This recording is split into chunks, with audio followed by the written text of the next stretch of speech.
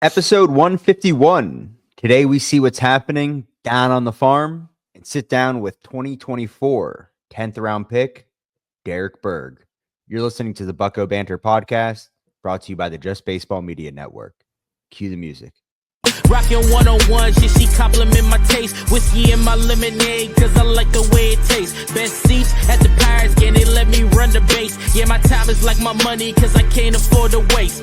Wifey is a lawyer, take my date to my dates. Order steak by the plate, sending case after case. Run my race at my pace, clear the grass of the snake. Adam, welcome back to another episode of Bucko Banner. We're bringing you our, third Down on the Farm episode. So looking forward to these going forward. We've been getting some good interviews here today. And we've got some planned. So I'm excited to talk about what's happening down the farm. Probably a little bit more exciting than what's happening up here in Pittsburgh. You can say that again, man. Absolutely, it's more exciting. This is the positive Bucko Banter episode of the week until further notice. There's only stuff to dream on here. That's the beauty of minor league baseball. You don't have to be too critical. You can do a deep dive into like analytics and adjustments, but it's really just like hoping these guys keep growing throughout the system. Before we get any further into it, because there was a lot of big news down in the farm this week, this episode is brought to you by Rhythm. Let's be honest, Scott, betting on baseball can feel like throwing darts, but not anymore. We've partnered with Rhythm, an app that helps you build your own data-backed betting model in just minutes. No coding, no spreadsheets, just a clean, easy-to-use interface that shows you what you need to make educated bets. Take the guesswork out of your MLB bets and start using Rhythm to get data-backed results. It only takes a couple winning Rhythm predictions a month for the subscription to pay for itself. Right now, use code JUSTBASEBALL50. That's all caps. JUSTBASEBALL50 for 50% off the entire year. You get access to MLB, NFL, NBA. That's all you need right now. Let's get those MLB bets going. Let's take the guesswork out of betting. Try it free for 7 days and bet smarter with Rhythm. Hunter Barco. Thought you'd never ask. Bubba Chandler are the headlines this week. Let's just cut right to the chase. Hunter Barco, reported by friend of the show, Noah Hiles, will be promoted to AAA Indy. Well-deserved. Yep. I mean, you cannot possibly get off to a better start than Hunter Barco has. The arm out of Florida, the SEC school, who struggled with injuries throughout his career, but something's clicked for him, Scott. And I'm excited to see how that transitions to AAA. Yeah, me too, man. Me too. I think he's seen enough of AA. He's obviously not. He's not challenged there anymore, and it was about time. It was due to be called up to AAA. Obviously, we know his history, why he was delayed at the onset of his career, coming out of college. You'd think he might be further along than Bubba, but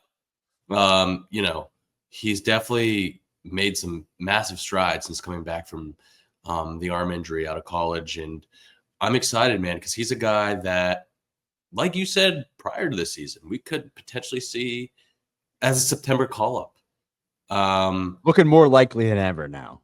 Looking very, very likely. So with that said, too, we mentioned it on our Sunday episode. With Barco, you'd think Bubba would be moving. So is Bubba on his way to Pittsburgh?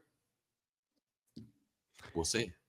He was named the International League Pitcher of the Month. Yep. And let's go back. Hunter Barco was named the Eastern League Pitcher of the Month. 20 2/3, 9 hits, no earned, 30 Ks, 132 opponent batting average, 0 ERA, and .63 WHIP. And then you got another guy in Bubba, 20 1/3, 7 hits, 3 earned, 27 Ks, 133 ERA, 6.4 WHIP with a 106 opponent batting average. This puts him in line for the exact same projection to start as Paul Skeens. And we've been screaming it from the mountaintops. They're treating him as a Skeens level prospect. We've said it since the offseason. Going into this year, everybody's wondering when Bubba is going to debut. Where's Bubba at? Why isn't Bubba here now? Again, I know not many things around the Pirates are positive right now, especially with the big league club, actually exclusively with the big league club. But if they've done one thing well, it's been developing arms and making sure these guys are ready for the show. There is no argument against what they did with Skeens last year. You could say, yeah, he kind of came up right away and dominated. Maybe, probably. I don't think he learned that much about being a major league pitcher in the first 6 or 7 starts that he got in minor league baseball. But that's the plan, and they're sticking with it. And if you're going to get the same result that you did with Paul Skeens, maybe not to the same degree, but with Bubba Chandler, then it's worth it. It's going to be exciting to see at the big league level. I think it's going to happen this weekend. I think there's no other move to really make. This is what we were calling for the entire time. It lines him up for Saturday or Sunday. Yeah, let me think for a second here, because the spot in the rotation that you would expect him to replace is Carmen Mlodzinski, who's pitching tonight in St. Louis. Right. They've got a game. They've got Skeens Keller the next 2 days. And then they'd have Falter Heaney on Friday, Saturday. So Sunday seems to be the day if I'm speculating. But yeah, it's really exciting, man. It's really, really exciting. He is a top-notch prospect. And like Skeens, it's not a matter of if they're ready, because I think they could hold their own in the big league. Like, he could hold his own in the big leagues right now. I think Skeens could have held his own in the big leagues as soon as opening day last year, the month before he was called up. But I think the Pirates have done, being positive here, have done a good job of managing workloads, managing not just like a season of innings and workload, but like knowing the pitcher and how much mileage is on their arm, and getting the most out of the lower leverage situations, letting them work things out, and then bringing them up to the big stage. I think that's important. Bubba's a little bit different than Skeens, and not so much at the same time, because Skeens didn't pitch a lot before LSU, but then he pitched a lot in that 1 year at LSU. Right. Bubba was a two-sport athlete, man. He was a potential quarterback at Clemson. He played down south, so he probably threw a lot. He threw a football. Like, his arm was used a lot, but he played 2 sports. I think they've done a good job with both of them. That being said, I'd have to agree with you. Sunday seems to be a likely potential call-up for Bubba, and I couldn't be more excited. Is that a day where we finally sit down in a seat and watch a game? Yeah, probably.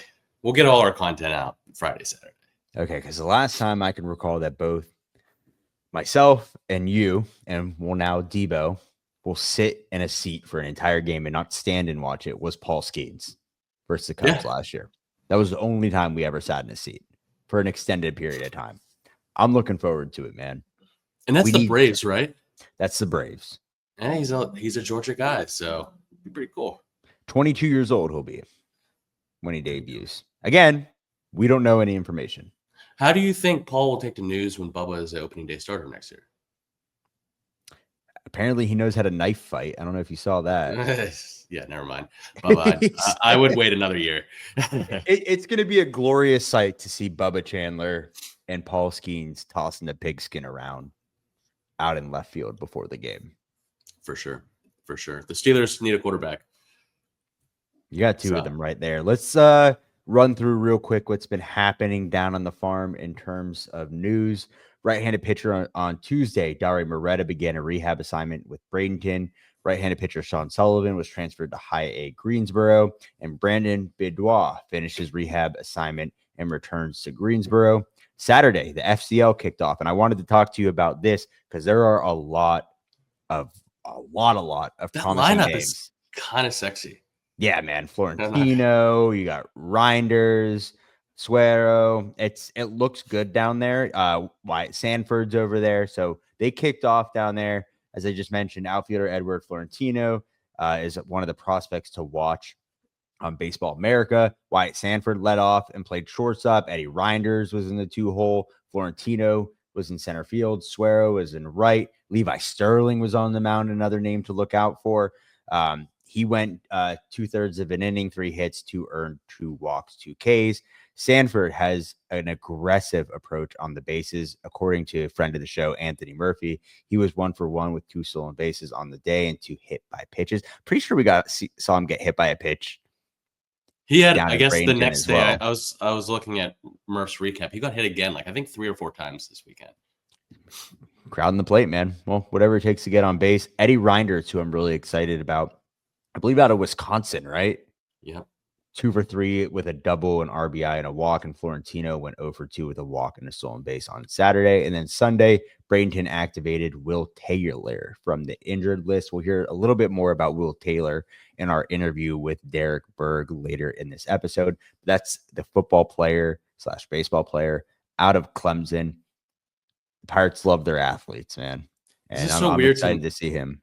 This is so weird to me seeing the Florida Coast League start in May, because when I was in baseball for a very brief 2 years, like you had the rookie leagues like the Appalachian League and the Low A League, and those started in June. You had extended spring training through May, and the Complex League and the Rookie League started in June. So now the Florida Complex League starts, which used to be the Gulf Coast League, now starts a month earlier, which is kind of cool. It's a little bit of a longer season. Maybe we go down and see some FCL, dude. Dude, backfield games. I don't want to be a Debbie Downer, but they are the worst. I know. Midday games in the summer in Florida, like with like very little shade. No shade. Like none. You're on the backfields, man. You're like not even like some teams, like they don't have their low A teams in the Florida in the Florida State League. So they are able to utilize the spring training stadium here and there, but not the Pirates, especially the stadium being further away from the complex. And those backfields can be brutal, especially depending on where you're at. So I'll take that as a yes. We'll be down in. Yeah, we'll be down. We're Right. We're sickos. We're sickos. Of course, we'll be down. Could it be much worse than what we're doing right now? No. There we go. Let's get into Indianapolis. They were at the Omaha Storm Chasers, the AAA affiliate for the Royals, who are 16-15. Some headlines real quick. Billy Cook, 2 for 19, 3 runs with an RBI, 2 walks, 9 Ks, 2 stolen bases. His average sits at 174. Would like to see a lot more out of Billy Cook, especially right now, man, where nothing's going with the big league club. He had a cup of coffee last year. Not saying he tore it up at the big league level, but obviously the glove plays, which they desperately need in the outfield. But there's really not a spot for him right now, unless you're going to throw him out over Tommy Pham, which, I mean, the bat probably can't be any worse. But you're paying one guy $4 million and the other guy you're not. So would like to see him get moving a little bit. And then Nick York, man. He stayed hot, 8 for 26, 4 runs, 2 home runs, 4 RBIs with a walk and 6 Ks, 2 stolen bases. I know Just Baseball and the call-up is high on Nick York. They thought he should have broke spring training with the team. I don't think Nick York really got a fair shot just because of how many moving pieces there were with them trying to get him in at first base. Where does he fit in right now, Scott? Because there's a lot of Nick Yorks potentially on this roster. Not saying, I mean, his ceiling is much higher than what they have. I think he could be your everyday second baseman. I think right now, especially with Nicky G out, I think he could be your everyday second baseman, and you can move him around a little bit. You can put him at third if you need him to. You can play him in the corners. But I think Adam Frazier's done fine. Defensively, he's been great. But I'd much rather see Nick York up there. He's starting to get hot too. I think he had an unfair look at, well, not unfair, but they're trying to move him around a little bit. He's playing in unfamiliar situations. So not the best situation for him in spring, but I think we see him at some point this summer. Yeah, it comes down to a deeper problem with roster construction that's out of his control here. So we'll go to Tuesday. Thomas Harrington took the hill, 5 innings, 5 hits, 2 earned, 1 walk, 3 Ks. And then Jack Sawinski hit his second home run on the year. He had an RBI. He's hitting 400 down in AAA. Wednesday night, Derek Hall, second night in a row with a home run. He's got 3 on the year. And then Thursday was Chandler Day, 5 innings, 3 hits, 1 earned, 1 walk, 9 Ks. His ERA was at 1.42. You've already seen the headline. He's the brightest news in the organization right now. And then Mike Burrows piggybacks and earns the whole 3 innings, 1 hit, no earned, 1 walk, 5 Ks. He's got a 3.57 ERA. And then Nick York, 3 for 5 with his second home run. Friday, we saw Braxton Ashcraft go 6 innings, 2 hits, no earned, 1 walk, 6 Ks. By far his best outing of For the sure. year. And then Nick York, 2 for 5 with his third, 2 RBIs, 2 stolen bases. He's got 4 bags on the year. Sunday, Harrington went again, 5 innings, 5 hits, 5 earned, 1 walk, 2 Ks, gave up 3 home runs. Malcolm Nunez, 3 for 4 with a double. And then Nick York stayed hot, went 2 for 4. So some good stuff happening in Indianapolis. Yeah, absolutely. Let's go to Altoona. They were home against the Akron Rubber Ducks. Friend of the show, Noah Hiles, made it out this weekend on Saturday to see them real quick. It's AA affiliate of the Guardians. Tremar, 4 for 18 this week. RBI, 2 walks, 2 Ks. He's at 258. Jack Brannigan went 5 for 23, 2 runs, a double, a triple, 2 homers, 4 RBIs, a walk, and 3 Ks. Really a 3 true outcome guy there. Played some good shortstop, saw some nice clips on Twitter. Mitch Jebb, he stayed hot, 6 for 17, a double, 4 RBIs, 3 stolen bases. He's got a 309 average on the year.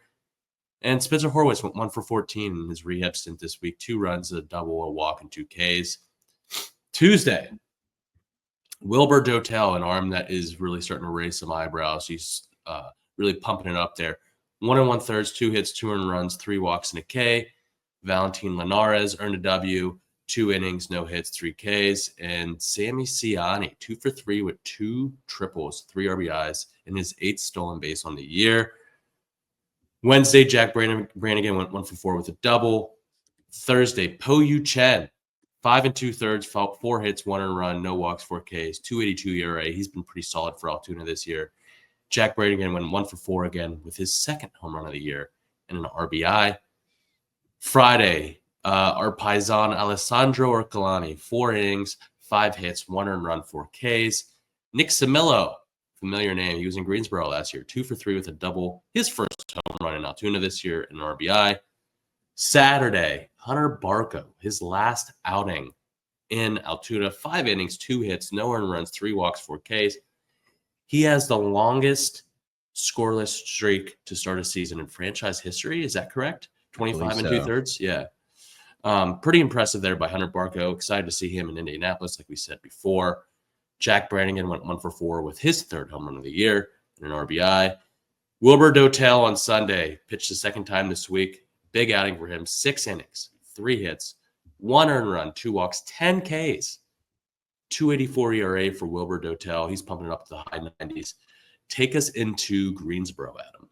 Versus the Winston-Salem Dash, the high A affiliate for the White Sox, who currently sit at 19-8. Here are your headlines as Merlin Valdez continues to crush 7 for 24, 5 runs with a double, 3 home runs on the week, 9 RBIs and only 3 strikeouts. His average is at 333. Omar Alfonso, 2 for 14 with an RBI, 4 walks, 6 Ks. Lonnie White Jr. had a couple hits on the week, 4 for 17, 3 runs, 2 doubles, 2 RBIs. 3 walks, 9 Ks, and a stolen base.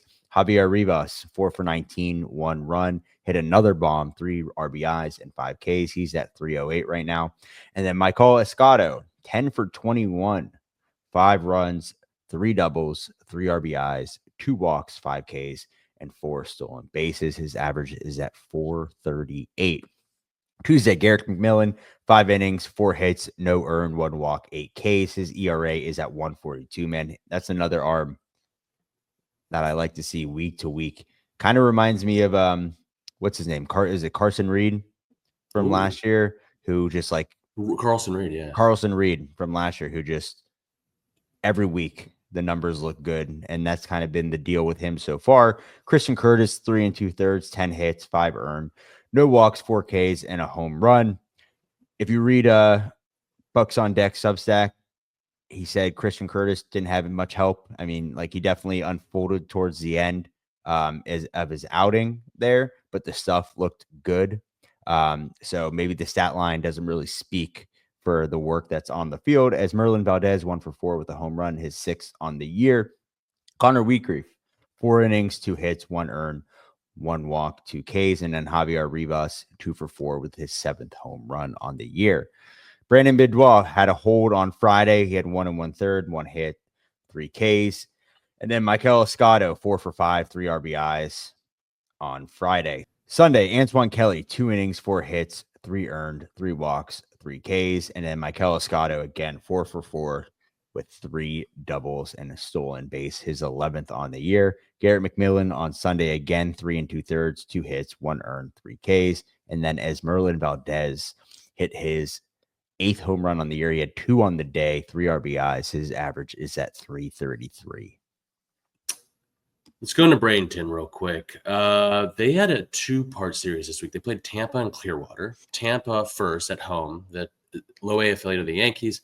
Connor Griffin this week went 4 for 21, a double, a homer, an RBI, and 8 Ks. He's at 253. Johnny Severino had a slower week, 2 for 18, a double, RBI, 8 Ks.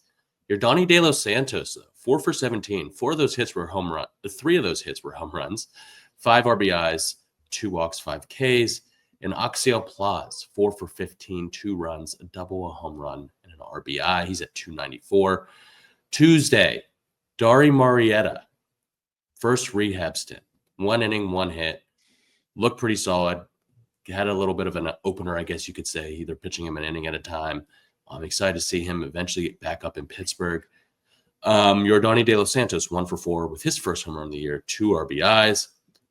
Wednesday, we got Matt Ager. Last year's draft pick out of UC Santa Barbara, 2 1/3, 2 hits, no earned runs, 4 walks, 2 Ks. His ERA is at 1 through 3 or 4 starts this year. David Matoma made his second appearance, 2 innings, no hits, 3 Ks. His ERA is at 2.70. He was 1-2-3 in that first inning, picked up a K on the slider, 93 to 95 with the fastball. Not as hard as he has shown in the past, but his control and command looked much better. Griffin went 2 for 5 with his 5th home run of the year and an RBI. He was at 265. One big, glaring thing here with Connor Griffin is that he's making adjustments against breaking balls. That was a knock on him coming out of high school. His first at bat, he pulled a single on a breaking ball. He timed it perfectly. And then his second at bat, he waited on a breaking ball away and hit it opposite field, man. Like, that's just like a professional bat, taking an opposite side slider to the opposite field. Right. That's big league stuff there for a 19-year-old. Bishop, 2 for 4 with a double, a triple, and an RBI. I'll tell you what, man, at the top of that lineup with Braylon Bishop and Connor Griffin, there's so much speed there in Bradenton. Thursday, Peyton Stumbo, 2023 20th round pick out of Nevada, went 4 innings, 2 hits, no earned runs, no walks, 5 Ks. Friday, they moved to Clearwater to play the Phillies low-A affiliate, the Clearwater Threshers. Carlos Castillo, an arm I mentioned last week, who I'm excited about. 2 innings, 2 hits, 2 earned runs, 1 walk, 3 Ks. Dari Marietta had his second outing, 1 inning, 1 hit, 1 K. Axiel Plaz went 3 for 4 with a double, his second home run of the year, and an RBI.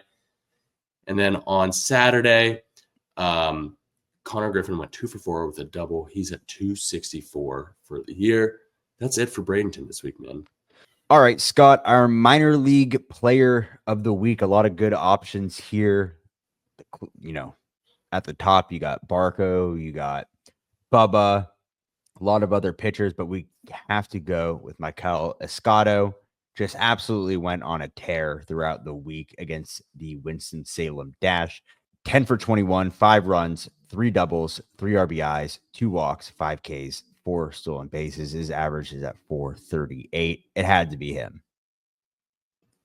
He's been killing it, man. He was suspended for a little bit for throwing a punch at somebody on the field. I don't know if I sent you that video.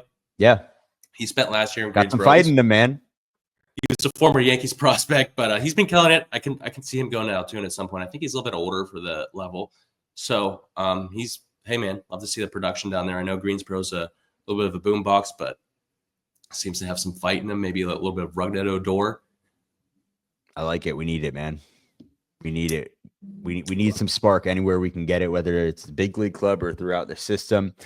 I think this is a good point to stop, take a break, and then we will be right back with the Pirates 2024 10th round pick out of Army, Derek Berg.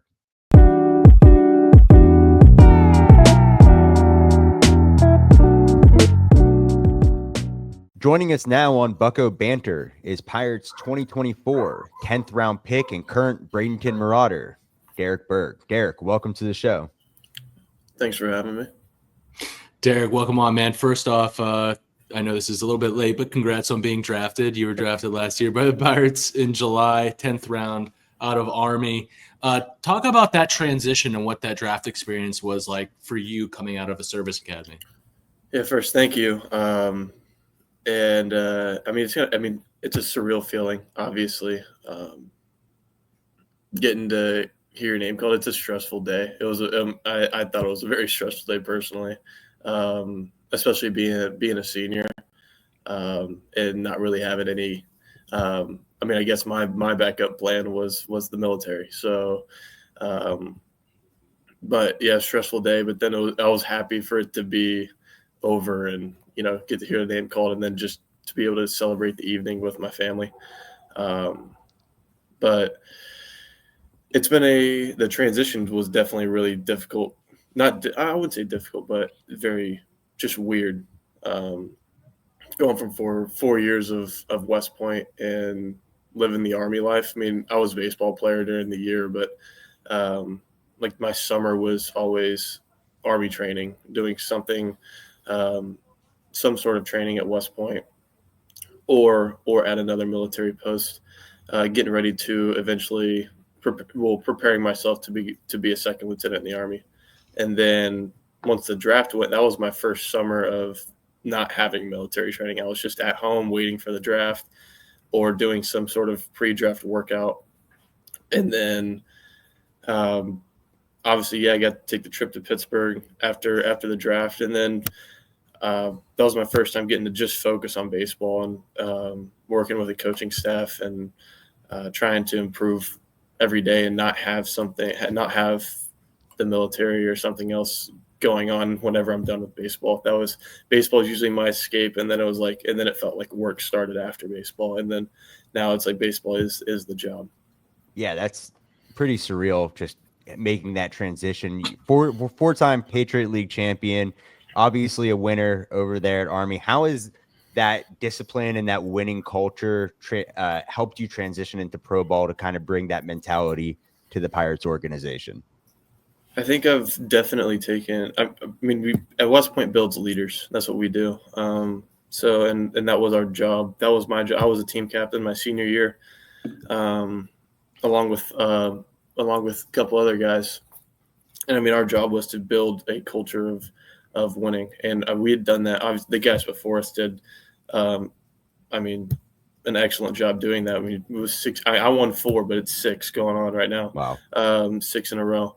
So that winning culture has already been built by the guys before us, and it was our job to continue it and not let it be us that breaks the streak. And I brought a lot of what how I carried myself, and being a leader, especially being a catcher for the pitching staff, brought that to pro ball. That's the only way I know how to do it. So, having a winning mentality, and I've talked a lot with the pitchers here and in spring training of, it's not just when we step on the field. Like, it doesn't start whenever you step on the field. It starts much before that, like way before that, and treating all of our bullpens like it's a game, treating our lifts like this is what's going to prepare me for a game. Our pre-series meetings when I do my scouting reports, taking all that stuff seriously, and talking about how the details matter. But that winning culture is really what built who I am as a baseball player. And we don't deal with the modern day like transfer portal in college baseball. We're one of the academies of the few schools that don't. So we were able to bring in fresh. When I came in, and I didn't go to West Point to play professional baseball. Like, I went there to. I didn't know if I was going to be. Obviously, that was my dream, but I didn't know if I was going to be good enough. But I had an opportunity to go to a place like West Point, set myself up to have a successful future, whether that was in baseball or in the military. And our goal was to win a ring every year. Our goal wasn't to. None of the guys' goals was to get drafted or to impress some scout. It was to win a ring for the guy next to you. And I think that attitude and that culture is really what brought us to the next level and allowed us to beat some teams that might have been more talented. But that idea of playing together and playing for each other and putting the team before yourself was a unique thing in college, and I thought that was something that I could kind of bring to pro ball. I think that's something that's lost in today's college environment is playing together for like 3 to 4 years. Like you just don't see that anymore with the transfer portal and all that. So definitely valuable. Talk about, you got a cup of coffee last year when you got drafted, played a little bit for the Marauders. What was the biggest surprise to you, or something you had the most difficulty with? Was it catching up to the fastballs? Was it off speed recognition? Was it just, this is my day-to-day job now? For me, yeah, I'd say like just the consistent fastball velo.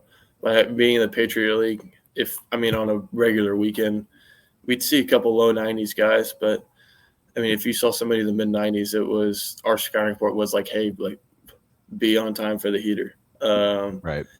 And then show up here. And I remember I was just with player development, and I got sent up to Bradenton, joined them on a road trip in St. Lucie. And it was like my first game that I got in the lineup. And like, hey, he's 6'8", and I was like, all right, I don't know, I haven't seen that in a long time. But it's the velos and the stuff is just on a different level, going from mid-major ball to pro ball, and that took a lot of adjustment, and it took a lot of trusting the process and not worrying about results. Talking to like our hitting staff, of we're making adjustments to my approach and some parts of my swing to make it more efficient. And they told me it was, I'm not going to see results immediately, but the goal is not to be good now. The goal is to be good, was to be good this spring training and leading into this year, which I thought has put me in a better spot, and I've gotten off to a better start this year. But that was definitely the biggest jump, was just the talent on the mound, from a hitting standpoint. You kind of took my next question right there. Like in terms of like results, or just trying to like work through mechanical adjustments, like how often, like in the off season, did the Pirates provide you with like a plan in order to, tweak anything in your swing? And then going into games this year, is it approach oriented or is it result oriented, or is it just kind of a mix? I mean, yeah, I came back. I had off after the season, then came back we had hitting camp, in I believe October after the hurricane hit down here. So going to that hitting camp, it was a lot of restructuring the swing, getting to hit on video, getting a lot of data, and that kind of allowed me to know where I am now, and then where I need to be. And when I went home, I still have, I set up my camera and everything, and get in touch with the hitting coaches, send them video. So that's kind of how that all worked for me. And sorry, what was the second part of the question? Yeah. So in the games right now, I mean, I know you said like, hey, a lot of it's just not really result oriented, but working through things. Are you going into, based on scouting reports and everything, are you going into games with a certain plan or approach for that day based on what you worked on? Or is it just like, hey, let's go up there, let the work kind of play for itself and just go hit? It's funny, I was talking about that last night with our hitting coach. Yeah, I mean, obviously we have a plan based on the scouting report, who's on the mound. And like the pregame for me personally, like the pregame has been, trying to get a feel for something, or working on something, make something a little bit more efficient, or stay on my backside a little bit better. But what I'm working on is whenever the game starts is just kind of, flushing that down the drain and letting the work for itself. And just focusing on, what my plan is at the plate, looking for where I'm looking for the ball, and then being on attack, and not worrying about trying to feel what I felt in the cage or something like that. And just worrying about seeing the ball and hitting it. But yeah, still doing that, making those improvements on a daily basis before the games. Going to the other side of the ball, Derek, you're catching, and you mentioned at Army you probably had a lot of the same. You got very familiar with the pitching staff, unless there was like new guys coming in their freshman year. You're working with a lot more arms now. How do you handle that? guys coming in and out of Bradenton. Even when you go down for spring training, I'm sure you're learning a lot of new arms every day. How do you handle that workload? I don't necessarily think it's too hard. I mean, the Army is all about building relationships, and and that leads to building a culture. I thought that part of it is one of the easier parts of my job, honestly. I think, like in spring training, when we have the most pitchers around, you get obviously they got big league spring training going on over at LeCom, but sometimes they're coming over to throw on the backfield real quick or get a bullpen in. But then we got all the minor leaguers there, and they're there all day. I mean, all of us are there all day long. So when I'm not, the way I went about it was when I'm not doing my catching work or hitting, like if I'm in the weight room, like maybe I'll sacrifice, instead of my lift being 45 minutes, maybe it's going to take me an hour. But during that, I'm going to go meet a couple new pitchers or go down with it, like introduce myself. And then once I know them, then it's, I get to know where they're from, how they think, how they like to go about their day, whether that's they're just tossing day or if it's a bullpen day. I mean, you get to see those guys kind of lock in on a bullpen. How does this guy lock in? Or does he not? Is he kind of does he kind of like to, stay calm on a bullpen day? And then we get to catch a lot of the arms. I caught a ton of them during spring training and just a bullpen. And a lot of them didn't get to catch in a game or an at-bat scenario, but getting to catch them in a pen and talk to them, understanding what they're working on and what their mindset is on the mound. And I think that puts me in a good spot too. Once I'm in a game, like maybe it's going to take me an outing or two to understand how they like to use their stuff, but I know how he thinks and I know who he is as a person. So that allows me to be able to connect with them. And now if we're in a pressure situation and I need to take a mound visit, like I know how to talk to this guy. I know where he is mentally and how I can get him to the right spot to be focused on executing the next pitch.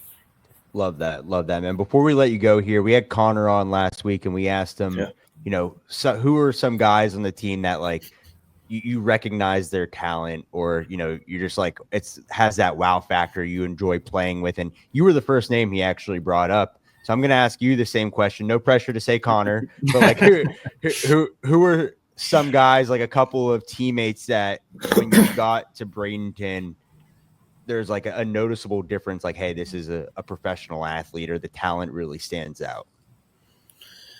I mean, yeah. Obviously Connor's an easy answer. Right. Yeah. I mean, the kids, we just turned 19 or something. I don't know. It's pretty good. Not bad. But I mean, working with the catchers, Plaz hits the ball so hard. Yeah. And I get to work with, I'm with him every day. I'm trying to think. Will Taylor that came in with us.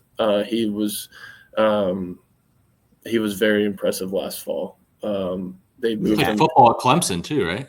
Yeah, football player too, it was sweet. Crazy. Yeah. He's got like a Clemson football in his locker. And that one's weird because he lives with us. He lives with us here too. And it's nice. Like he's like, yeah, Dabo Sweeney called me last night. Like, that's pretty cool. Yeah. But yeah, he was very impressive last fall.